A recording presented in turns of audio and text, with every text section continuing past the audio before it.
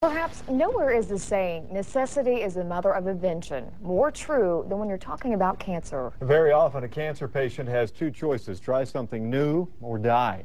Tonight, Angela Buckaloo has an Oklahoman who stepped up to the plate one last time when everyone else was ready to call her out. As women's cancers go, OSU professor Sandy Getze faced the worst. Ovarian cancer. The tumor was quite large and there were cells on the bowel of the bladder. Her cancer had spread and chemotherapy didn't work. Sandy faced certain death. In fact, as one of her doctors said, you need a home run. And Sandy sought her home run at MD Anderson Cancer Center in Houston. Can they drive?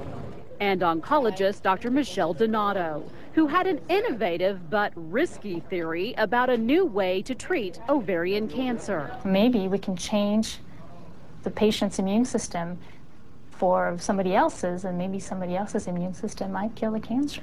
But to do that, Sandy would need a bone marrow transplant. And wouldn't you know, no one in Sandy's family was enough of a match. I needed somebody that was really close, a 10 out of 10 match, someone with almost my identical DNA, which if you can believe there's, someone walking on the earth that has your almost identical DNA. The European Bone Marrow Registry found Sandy not one, but two matches around the world in Germany. But only one stepped up to the plate. Within about 10 days, they had all his lab work, and he totally checked out. So Sandy decided to take a big chance. She was the first patient to get an unrelated donor transplant for ovarian cancer, so we didn't know if it was going to work or not. And for Sandy, it meant 5 months of pain and weeks in isolation. But the gamble paid off.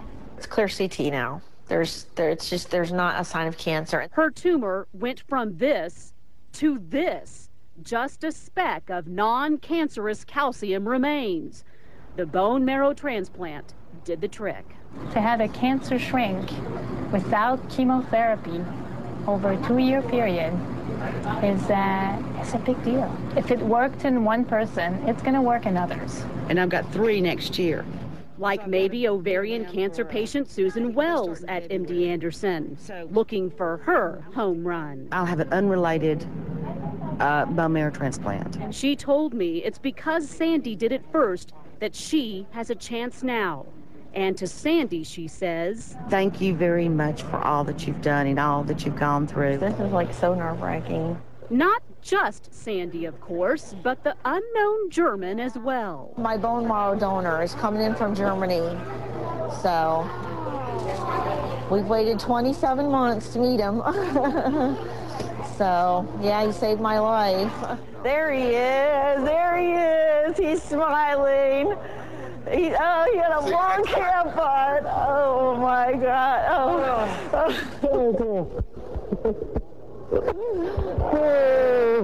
It's so good to see you. Andreas calls Sandy his twin. After all, they now share the same DNA. Are you happy to be an American? Yes, I'm wonderful. American is wonderful. I like America, and for me it's wonderful that I'm helped for Sandy. Cancer is a bad thing. It makes sense to look outside the box. It makes sense to be a pioneer. And there are many pioneers in this story. Dr. Donato, Sandy. I knew what the outcome was going to be if I didn't get, the home run. So that was what I was going for. And Andreas, even though he won't admit it. Superman. No, Superman. No. I'm help. I'm for the man for the help.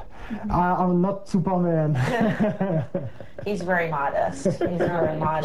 I think that the cure for cancer is going to be all of us putting that one piece of the puzzle. So yes, I think that this has the potential to be an important piece of the puzzle. An important piece, but more pioneers are needed to complete it. And not all ovarian cancer patients are good candidates. You must be healthy enough for a transplant. Your cancer must be chemo-resistant and growing slowly enough so your donor's immune system can kill it. Sandy matched the criteria, and Sandy took a chance for all of us. She was a pioneer, no question. We owe her. I encourage patients to be like Sandy. By the way, Angela gave Sandy Susan's number. They've since talked. Andreas has returned to Germany. Next summer, Sandy and her family will visit her new family there.